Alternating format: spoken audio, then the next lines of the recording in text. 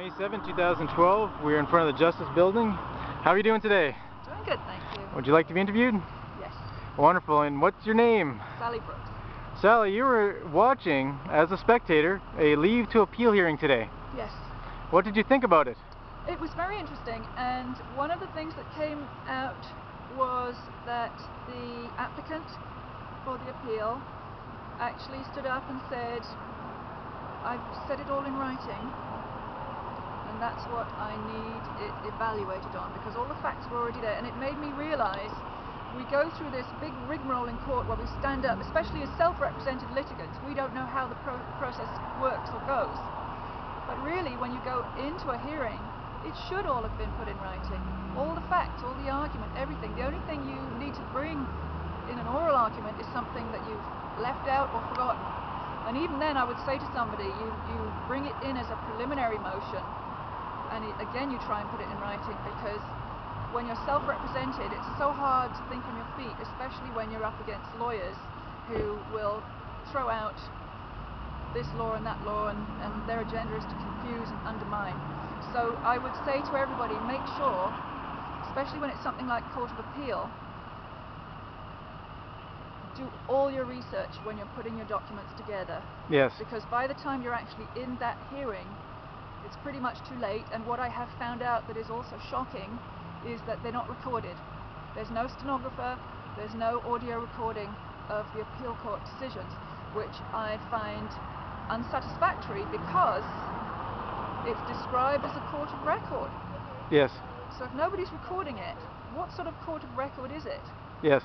So that further undermines the value of any oral argument you bring, because if it's not recorded, it's disappearing into the ether. You can't take it with you to the Supreme Court, you can't take it with you anywhere else. And if you were to actually bring it up, what was actually said later would just be hearsay and not considered by the court anyway. Yes. So it's interesting that the Judicature Act, Section 2, actually states that the Court of Queen's Bench, a Superior Court, as well as the Court of Appeal of New Brunswick are supposed to be courts of record, Yes. but they're in fact not courts of record practiced in the same fashion. As in an example, when one appears before a Court of Queen's Bench judge, everything's on record. You can actually purchase a recording after the fact. You pay $20, you get a recording no matter how long the hearing was. Yes.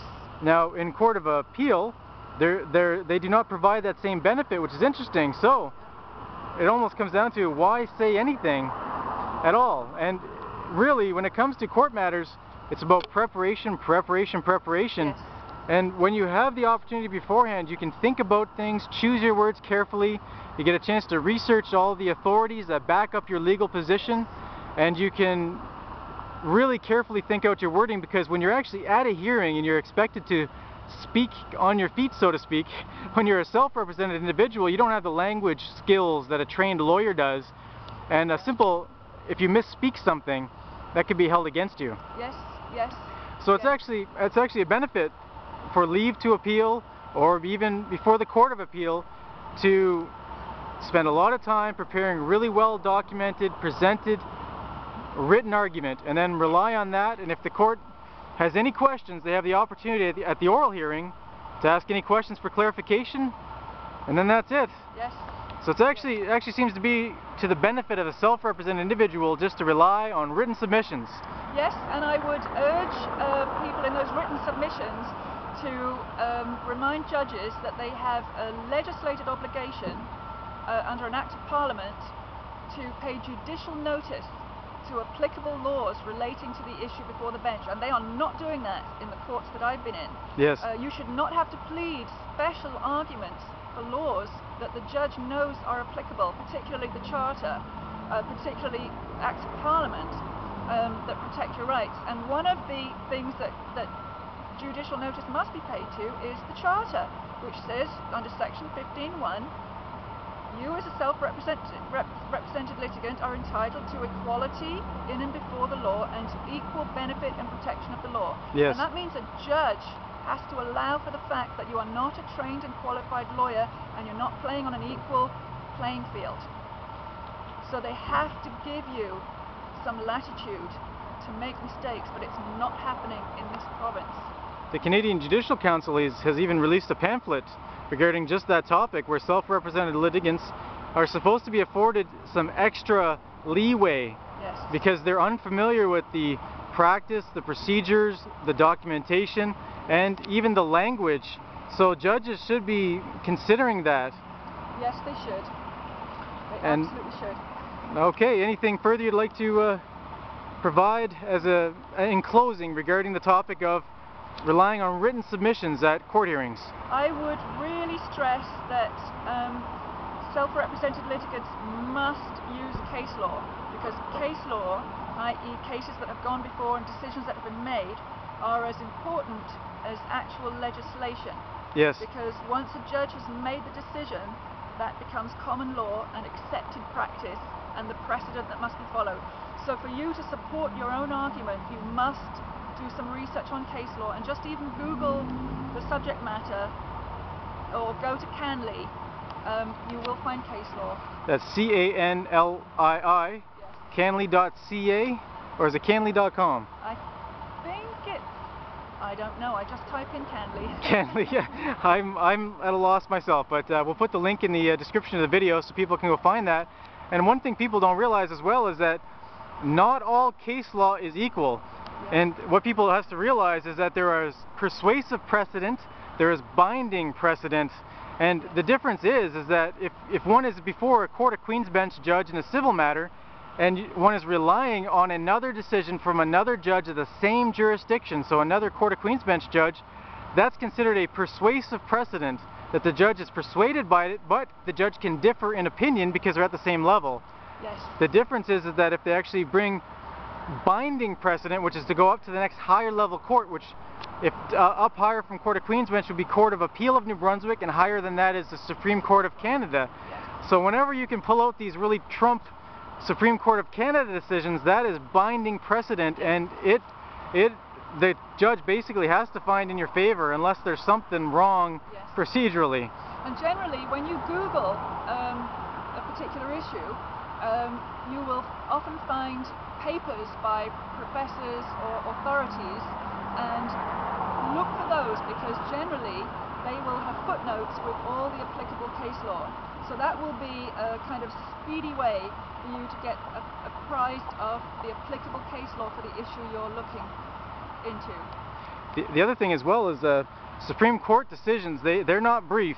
They are very verbose, and to our benefit, because they quote a lot of case law. Yes. And if you can find an on-topic Supreme Court case on whatever topic that is relevant to you, even if it's against your position, yes, you might find lots of quoted cases that are just gold mines of information that have argument that you might have not even thought of yet.